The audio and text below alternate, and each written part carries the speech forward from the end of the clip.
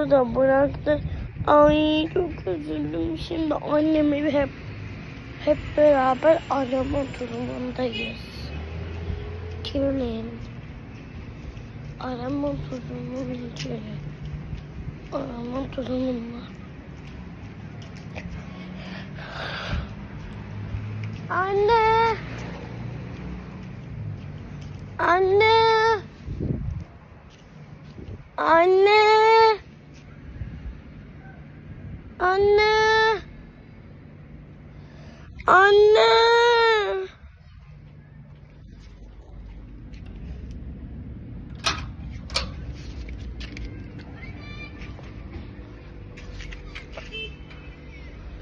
Anne. Anne.